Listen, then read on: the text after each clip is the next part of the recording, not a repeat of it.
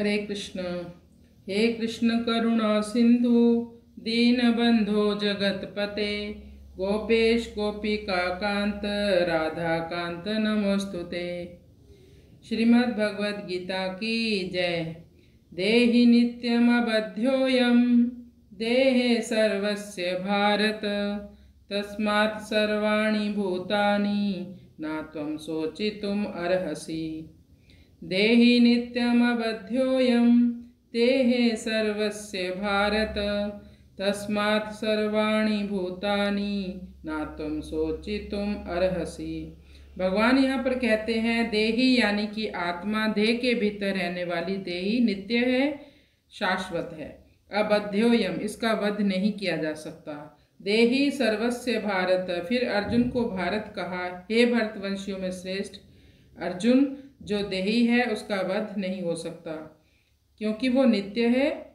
तस्मात्, इसलिए सर्वाणि भूतानि, सभी जीवों के भीतर आत्मा को जानकर ना तुम शोचितुम अर्हसि, तुम्हें शोक नहीं करना चाहिए।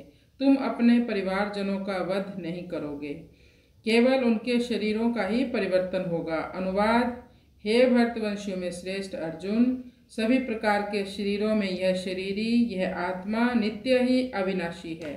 इस आत्मा के लिए तुम्हें शोक बिल्कुल नहीं करना चाहिए।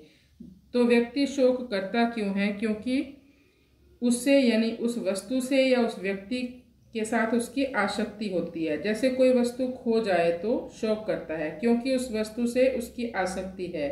यानी भौतिक संबंधों में हर व्यक्ति जो इस संसार में आसक्त है वह भयभीत रहता है, डरा हुआ रहता है, वो शोकाकुल रहता है।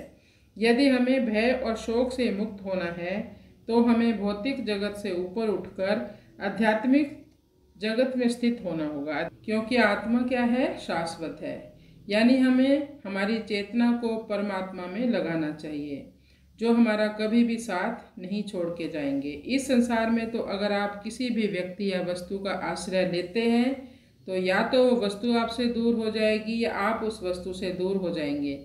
और यदि आप किसी भौतिक व्यक्ति का आश्रय लेते हैं तो या तो वो व्यक्ति आपको छोड़कर चला जाएगा या आप उस व्यक्ति को छोड़कर चले जाओगे, यानी आपकी उससे पहले ही मृत्यु हो जाएगी। एक साथ तो कोई भी संसार में नहीं जाता, लेकिन आसक्ति रहेगी भौतिक जगत में, तो उस आसक्ति के कारण तुम्हें बार बार जगत में आना जाना पड़ेगा, जन्म लेना पड़ेगा। तो भगवान ने इन कुछ श्लोकों में कहा है कि हे अर्जुन, तुम आत्म तत्व को जानकर तुम्हें अपने कर्तव्य से विमुख नहीं होना चाहिए, क्योंकि तुम क्षत्रिय हो। क्षत्रिय का धर्म होना चाहिए कि ऐसे धर्मयुक्त युद्ध में वो पूर्ण उत्साह के साथ भाग ले। अगले श्लोक में भगवान बताएंगे युद्ध करने से और क्या लाभ होंगे। कृष्णाय वासुदेवाय हरे परमात्मने प्रणतक्लेशनाशाय गोविंदाय नमो नमः।